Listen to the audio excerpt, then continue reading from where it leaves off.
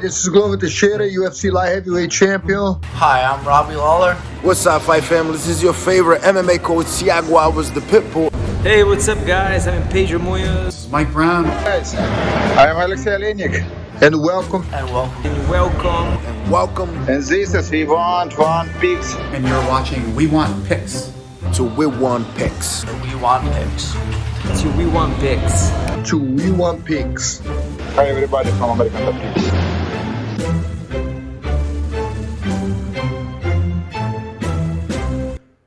My name's Angelo and welcome to We Want Picks. We are coming off of an incredible UFC Austin, and it wasn't just incredible because of the fights. I hit every single bet that I put on the board and showed to you. Jacob crushed his bets as well, at least his live bets that he likes to do during the live stream and on Twitter. And we're hoping to repeat that success today because I'm going to break down the entire UFC Vegas 57 fight card. I'm going to give you my picks and I'm going to give you my bets. But before we jump in, go to WeWantPicks.com/bets. We have 5 different betting partners. Make a deposit with any one of them after you sign up, of course, and we will send you $50 as a thank you. So WeWantPicks.com/bets. Sign up with any one of our 5 betting partners. Make a deposit, and we send you $50 as a thank you. And this is a good fight night card. The last fight night card was incredible. This is another good one. We only have 12 fights, but there's a lot of really nice matchups here. And opening up this card, we have Jinh Frey taking on Vanessa Demopoulos. Jinh Frey is an older, well-experienced fighter, and that's how she carries herself. She's patient, and she doesn't panic when things are getting tough. For the most part, she likes to throw big, heavy bombs, which sets up her wrestling and her cage control. She is a heavy grappler who uses her size, strength, and physicality well. In her last fight against Ashley Yoder, she actually avoided the grappling and was able to win with forward pressure and just being physical in those exchanges. And that might be the game plan she wants to do here because of how dangerous Vanessa's grappling can be. Vanessa Demopoulos is a solid striker who likes the pocket. She does not have real power, but she does have volume and footwork. If it does get to the ground, Vanessa has solid grappling and can make something happen. She's coming off an amazing submission over Silvana Gomez Juarez in a fight that she should have lost. If you didn't see it, Vanessa was dropped hard, just straight down dropped. And instead of letting her back up to her feet, her opponent followed her to the ground, and Vanessa showed us how dangerous her Brazilian Jiu-Jitsu actually is. I love Jinh Frey in this fight. I think Vanessa will be faster, potentially have the better footwork, but I expect Jinh to slow the pace down, work in some of that bully-style grappling, and just beat Vanessa the exact same way that Lupita Godinez did in the LFA. Vanessa is clearly very dangerous on the ground, and we have seen lesser opponents submit Frey like Kay Hansen did 2 years ago, but I still think this is a unanimous decision win for Jinh Frey. And that takes us to Mario Bautista taking on Brian Kelleher. Mario Bautista is a high-volume, get-one-to-give-one style striker. He sets a nice pace and is always plodding forward while being light on his feet. He's constantly moving, and then he plants his feet and he lets those hands go. Even though he's constantly moving, he can be a little hittable, which has gotten him into trouble in the past. He's coming off a solid win over a short-notice Jay Perrin, where he was able to not only double the strikes, but he also worked in 4 takedowns, which we had not seen him do before in the UFC.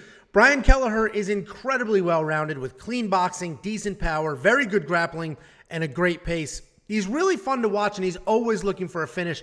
You can look at his record and assume that he's a journeyman because of how many losses he does have, but the reality is that he's a very good fighter who really only loses to the better guys in the division. His last 3 losses were to Umar Nurmagomedov, Ricky Simon, and Cody Stamann. All 3 of them are stud wrestlers, and all 3 of those fights were at 145 pounds, unlike this one, which is at 135 pounds. This is a really tough fight to pick. These guys are pretty similar. They're both busy strikers, and they could both grapple when needed. I think the difference here in this fight will be experience and physicality. Brian Kelleher has far more experience at this level with 14 fights in the UFC, and at 135 pounds, he can be effective as a bully. My worry is definitely his negative striking differential, but I think if he brings the same grappling to this fight, that he brought to the Kevin Kroom fight or the Domingo Pilarte fight, Brian Kelleher gets this done. So he's the pick, but this is a tough fight, a close call, and it might be a razor-thin fight of the night decision. Then we've got Cody Durden taking on JP Buys, and it's an interesting fight with a moving line. Cody opened up as the slight betting favorite, and now those odds have completely flipped, and JP is sitting as the slight betting favorite at, I mean, it's only minus 115, but it was interesting to see that line flip. Cody Durden is a wrestler who throws big looping punches to close the distance and work in his takedown. His takedowns are very good, and he chains them together well. His takedown accuracy is just shy of 40%, but he does average more than 4 takedowns per fight, which is always the tell of a chain wrestler. You'll see that he's 1-2-1 in the UFC, but if you look a little closer, you'll see that it's not all bad. His UFC debut was a draw against Chris Gutierrez, where Durden actually opened the fight with a 10-8 round, and then he gave up the next 2. His loss to Jimmy Flick was a bit of a fluke. It was a flash submission after 2 takedowns and almost 4 times the amount of strikes landed. And then he beat a very Aki Lang. Yes, his last fight was a mauling, but I do think his opponent, Muhammad Makayev, is going to end up in the top 5 probably in the next year or so. So again, Cody Durden's UFC record is not the best, but if you look a little closer, it's not all that bad. JP Buys is also a very good wrestler. He averages 2 takedowns per 15 minutes, but as we saw in his last fight, he can be taken down as well. What we also saw in that last fight, though, is just how incredibly tough he is. Montel Jackson knocked JP down 4 times, but JP never stopped pressuring and never stopped working for a win. A lot of you are going to hammer the comment section talking about JP's wife leaving him and the rumors that she was cheating on him with Roman Dolidze. And while that's all well and fun for the comment section, I don't think it has any bearing on the fight, and it definitely didn't factor into my pick.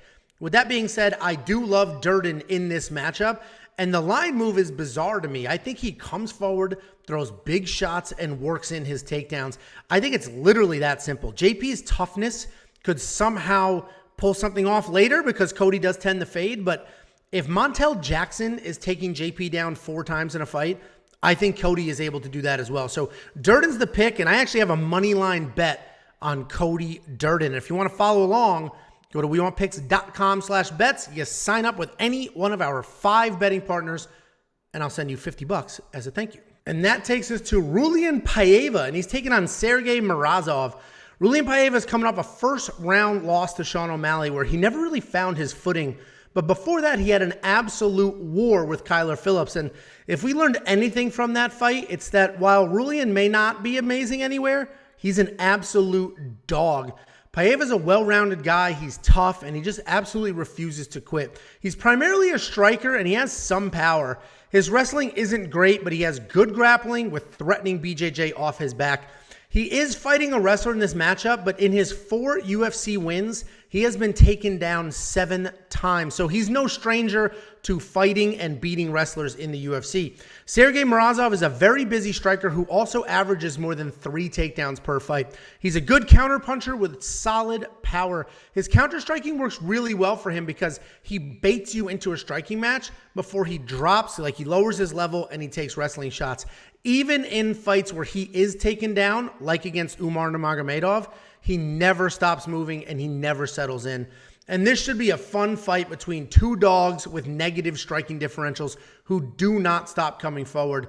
Both of these guys are willing to slug it out, but probably shouldn't be. This is another tough fight on a well-matched fight card, but I do think Morozov can get the win here. Obviously, his grappling is important in this fight, but so is his counter-striking, because I don't want to put Morozov and Sean O'Malley in the same category, but Sean lit Raulian up with counter-striking, and I think Morozov can do that as well because Paiva has a tendency to just come running forward and looking for a brawl. So I like Morozov here to win an ugly and very fun fight. And that takes us to TJ Brown taking on Shayilan Nuerdanbieke. TJ Brown is an aggressive striker with solid volume and a great pace. He's also a very good grappler that averages almost 5 takedowns per fight. His takedown accuracy is only an okay 62%, but he has no problem backing out of a shot, resetting, then dropping back down and taking multiple shots before he eventually gets the takedown.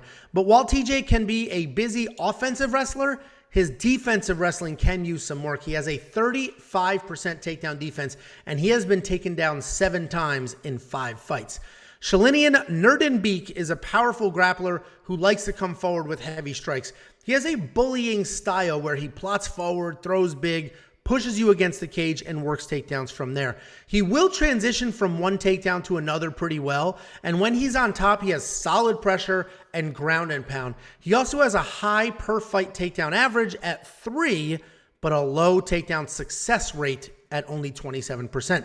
Anytime you get 2 wrestle-first fighters, you don't know what you're going to get. You might get a grappling match with scrambles everywhere, or you'll get a kickboxing match because nobody wants to take the first shot. Either way, I think TJ Brown gets it done. I think he can win the grappling match or the kickboxing match here. The only thing that worries me is both of their takedown defense. Neither guy has done a great job stuffing takedowns in the past, so this fight may come down to who shoots first, because statistically speaking, that person will get the takedowns and will win the fight. So TJ's the pick here, and fingers crossed that he wastes absolutely no time initiating those wrestling exchanges. Then we have a battle of the light heavyweight strikers. We have Tafon Nchukwi taking on Carlos Ulberg. Tafon Nchukwi, this is his 3rd fight at light heavyweight, and he's looking for his 2nd win. He's a good technical striker who has legit power and technique. Historically, his issue was volume and speed, but when he's in a rhythm, he is in a rhythm, and he looks great. If we look at his last fight, we'll see that he lost by KO, but the reality is that he looked absolutely amazing in that fight. He was fast, he hit hard, he had great takedown defense, and he was cruising to a decision win before, in between the 2nd and 3rd round, on the stool, his coaches told him, you need a finish, go get the finish. So he went out there, he chased the finish, which he did not need, and then he got caught. It's also important to note that Tafon Nchukwi isn't just a striker, though. He has 4 takedowns in 5 UFC fights, and he went 3 for 3 against Mike Rodriguez. Unfortunately for Tafon, his coaches really let him down in that last fight. And he's taking on Carlos Ulberg, a world-class kickboxer who transitioned to MMA 10 years ago, even though he only has 5 MMA fights. His most recent fight is a win over Fabio Charant, where a lot of people were expecting him to get the finish and were disappointed that he didn't. But I'm glad he didn't, because he was able to showcase how well-rounded he is. He went 2 for 2 on takedowns and outstruck Fabio by 5 times. His lone loss in the UFC, or in his career, is to Kennedy Nchukwi in a fight where he was dominating before getting caught. He's listed at having a 100% takedown defense, but he's only defended 1 single takedown attempt, and that was from Kennedy Nchukwi. This is another really fun fight with some solid matchmaking. 2 amazing strikers that have shown us recently they can grapple as well. What makes this fight so tricky is that I think Tafon is the more dangerous striker, but Carlos is the more technical striker. Carlos has an incredible strike differential of almost 9 significant strikes landed for every 4 that he receives, where Tafon is about 6 landed to 4 received. I'm having a really hard time picking this fight because Carlos is the better striker in what should be a striking match, but Tafon's raw power and speed worry me, and he did look amazing in his last fight up until he got caught. I am going to pick Ulberg here because Tafon's KO loss is less than 3 months ago, and not that I think his brains are still scrambled, but I think he might be a little gun-shy coming off of that. He may not want to come forward and may not want to push on that pressure, and if he lets Carlos get into a rhythm and let his hands fly, then Tafon's going to be on the wrong side of a technical kickboxing match. So I do like Carlos Ulberg to win this fight, but man, this is going to be a fun one to watch. Then we've got Chris Curtis taking on Rodolfo Vieira. I want to start this off by saying I have not picked a Chris Curtis fight correct yet. I am 0 for 2 on Chris Curtis UFC fights. So you might want to fade me on this one, but I'm going to give it my best shot. And there's a ton of tape on Chris Curtis, and I've watched all of it. He's got nice, clean boxing, decent takedown defense, an improving takedown offense. He has solid power in his hands, and it comes from clean, short punches, which catch people off guard. He works in solid leg kicks, and he will touch up the body as well. He takes his time with his shots, but he's always moving his body to stay out of the way or set something else up. We have seen him struggle with pure wrestlers in the past, but we've also seen him have incredible success against two grapplers in Brendan Allen and Phil Hawes that didn't get the chance to grapple because Chris just knocked him out.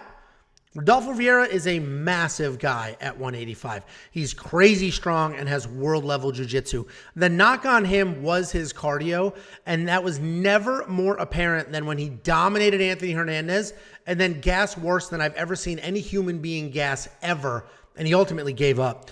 I said the knock was because of his cardio, because is the emphasis there, because I think he's taken care of it, or at least it looked like he did in his last fight. He just pulled off a late third-round submission win over Dustin Stolfus, where he had 3 takedowns, busy striking, and didn't gas. Rodolfo Vieira is a freak athlete, so expect him to have power in his hands and good offensive takedown, but even with improved cardio, you can't guarantee that he's going to be fresh later in the rounds, especially if he wrestles. This is striker versus grappler in its purest form, and normally I side with the grapplers here, but I am on the Chris Curtis side this time around. He's proven that he has legit power. He's proven that he can defend takedowns in the UFC. He defended all 3 of Brendan Allen's attempts and all 3 of Phil Hawes's. I do think there will be takedowns in this fight, so I do expect Chris to get taken down, but I also expect him to avoid submissions, work back to his feet, and let his hands go any chance he gets. So Chris Curtis is the pick. I have a money line bet on him, and I'm hoping to finally be on the right side of a Chris Curtis UFC pick. Then we have a grapple-heavy Umar Nurmagomedov taking on Nate Maness. Umar Nurmagomedov is exactly the fighter you expect him to be with that last name. He only has 2 fights in the UFC, but has already racked up 6 takedowns, 5 minutes of control time, and 2 rear naked chokes. His striking is okay, but his wrestling is fantastic. He uses kicks really well to stay out of range, and then he comes charging in with his wrestling and looks for takedowns. If he misses the first, he will transition to a second and has amazing chain wrestling from there. Nate Maness is one of the bigger guys in the division and has plenty of experience fighting pure wrestlers. He's coming off a great knockout over Tony Gravely, where he defended 5 takedowns and had 1 of his own. In fact, he has 3 fights in the UFC with 3 wins and a takedown in every single one of them. He's a well-rounded guy with solid submissions, solid power, and good kickboxing. He's very tough and willing to slug it out. Umar is a massive favorite coming into this fight, and I get it. I totally understand why. He's undefeated, a wrestling beast, and he has just the right amount of cauliflower ear and the right last name. But Nate Maness is not Brian Kelleher. He's not a guy that you're just going to take down with ease and then submit. He's not a guy who's going to shy away from grappling and be afraid to initiate. So while I am still going to pick Nurmagomedov here, I don't think this is like the first round destruction that everybody thinks it's going to be. I think Nate Maness will earn a lot of respect in this fight. It could be a really fun back and forth matchup. Nate Maness, much better than the odds are saying, but I still think Umar is going to be able to wrestle his way to a win. Then we have Thiago Moises taking on Christos Giagos. Thiago Moises is a good technical striker and a very good BJJ black belt. He's coming off a bad loss to Joel Alvarez, and before that, a bad loss to Islam. But the reality is that both of those guys can be killers, and Thiago actually looked okay for a minute in the Alvarez fight. He had clean boxing, landed a few strikes, and it wasn't until he started chasing with power, just big, heavy, sloppy overhands, that he got caught and finished. At his heart, Thiago is a grappler who mixes in low kicks well and uses them to set up his takedowns. Christos Giagos is a grappler who has proven he's never out of a fight. He's coming off a loss to Arman Tsarukyan, but before that he beat Sean Soriano in a fight where he was beat up pretty bad and definitely looked like he was going to be stopped, but he survived, put it together in the second, and pulled off a Darce. He's a very good grappler with tricks up his sleeves. He has had 2 poor striking performances in a row, but he does have impressive speed, and he's so unorthodox with his winging punches that he can catch people clean. I'm going to go with Thiago Moises here. He's on a 2-fight skid, but a loss to Islam is almost inevitable at this point. And the Joel Alvarez loss was because he started chasing. He touched Joel up a little bit. He got way too confident, way too early, and ended up paying the price. I don't think that's what happens here. I think Thiago's technical striking can run circles around Christos. And when they get to the ground, I think Thiago's going to be the better pure grappler. So Thiago's the pick. But I was hoping that his last 2 losses in a row would get me a much better line on this. But right now he's sitting at a minus 250 favorite, which is unfortunate. I was hoping people would see 2 losses in a row and his line would suck and then I could catch him. But he's still a decent favorite here, and I think Thiago Moises lives up to that line. Then we have what should be a fun heavyweight striking match between 2 guys who both lost to my buddy, Parker Porter. We got Josh Parisian taking on Alan Baudot. Josh Parisian is a come-forward striker with a ton of output. And if you go back to that Parker Porter fight, they literally set the UFC significant strike record. It was constant forward pressure and a ton of punches. But that comes at a cost. He does gas, and even if he doesn't slow down, he definitely loses the sting on the end of his punches. Josh has 10 KOs under his belt, but he hasn't been able to find that power in the UFC just yet. Alan Baudot is a competent striker who has only seen the judges' scorecard 1 single time. He comes out in every fight just ready to go. He plants his feet and lets his hands fly. He will throw anything from any angle, and that includes spinning attacks. He has legit power, and he will risk getting knocked out to chase his own knockout. His takedown defense is solid at 75%, but if you are able to take him down, it is a clear disadvantage for him against anybody. So very clear path to victory for people who can take down Alan Baudot. And this is actually a tricky fight because Josh definitely has the volume and his record says he has the power, but we haven't really seen it yet. Alan Baudot hasn't gotten a UFC win yet, but he has had some tough competition. Tom Aspinall was his UFC debut. I think Alan is more dangerous, but I'm going to go with Josh here. I like him to have the volume, pressure forward, and potentially work in takedowns like he did against Roque Martinez in that win. Then we have a very interesting co-main event. Both the co-main and the main on this card are absolutely fantastic. We've got Neil Magny taking on Shavkat Rakhmonov. Neil Magny is an incredibly well-rounded and often overlooked fighter. He's very tough and very experienced. He's hard to put into a bucket because he's just so skilled everywhere. But if I had to choose, I would say he's a striker, a busy come-forward striker. But he also has solid grappling and averages almost 3 takedowns per fight. He's coming off a controversial win over Max Griffin where he landed more total strikes but fewer significant strikes, and he only went 1 for 9 in takedowns. Shavkat Rakhmonov is special. He's one of these guys that when you watch him fight, you know he's going to do big things in the sport. He's 15-0 with a 100% finish rate. He's knocking people out on his feet. He's taking people down and submitting them. He's even jumping to guillotines and getting those. He can literally win a fight anywhere. He's very hard to hit and also has a ton of power. He has solid defensive wrestling and judo and is very active when he gets to the ground. And this will be by far the biggest test of his career. Neil Magny is a very good fighter. He's got 26 fights in the UFC with wins over Kelvin Gastelum, Hector Lombard when Hector was still a killer, former champion Johnny Hendricks, former champion Carlos Condit, and former champion Robbie Lawler. I mean, that's an incredible... He's like the credentials of a Cowboy Cerrone minus all of the damage and the 5-fight losing streak. Over those 26 fights, Neil Magny has managed to maintain a positive striking differential and average more than 2 takedowns per fight. But I don't know if any of that matters. Shavkat is something special. And if Neil Magny shows up looking like he did against Max Griffin or even the Jeff Neal fight, I think Shavkat gets it done. Michael Chiesa was able to take Magny down 4 times last year in that fight. And I think this is more of the same in this one. I like Shavkat to have success striking, but ultimately lean on his wrestling for the win. Shavkat Rakhmonov is my pick, and I'm pretty confident in that matchup. Then we have the main event of the evening. And listen, these aren't the 2 most famous guys on the planet. If you're talking to your friends who don't watch a ton of MMA, they're not going to know who these guys are. But this is an awesome matchup. We got Arman Tsarukyan taking on Mateusz Gamrot. And last time I broke Arman down, I said he beats Joel Alvarez 99 out of 100 times. And you people came for my head. The amount of hate that I got for that comment was insane. It was insane. The Joel Alvarez army just came for me, said horrible things. It was the craziest thing I've ever seen. Then Arman went out there and absolutely destroyed Joel Alvarez to the point where it was clear that he does likely win that matchup 99 out of 100 times. Arman Tsarukyan is a favorite in this fight, just like he was in his last one, but this is a very different fight than Joel Alvarez.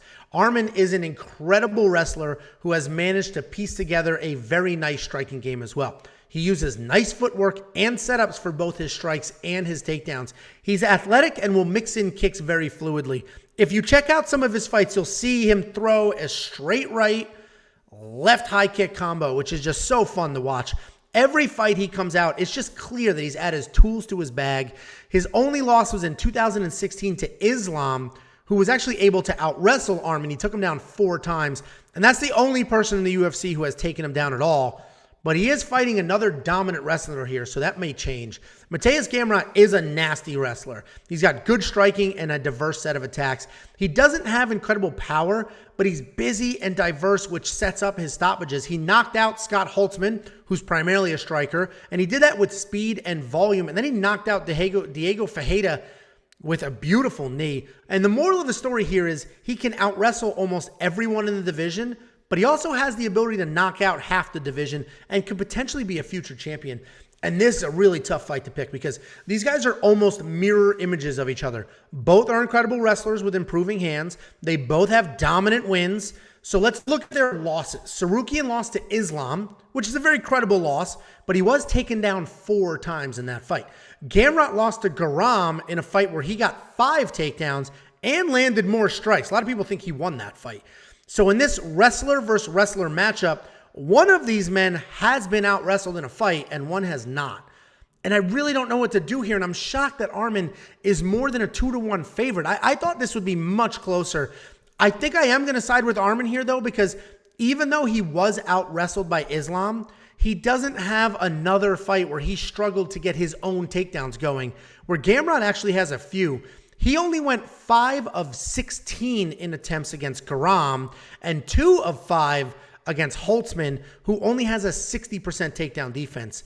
But the bet, so the pick's going to be Arman, but the bet here is plus 5.5 on Gamrot because I absolutely think he can steal some points on some judges' scorecards.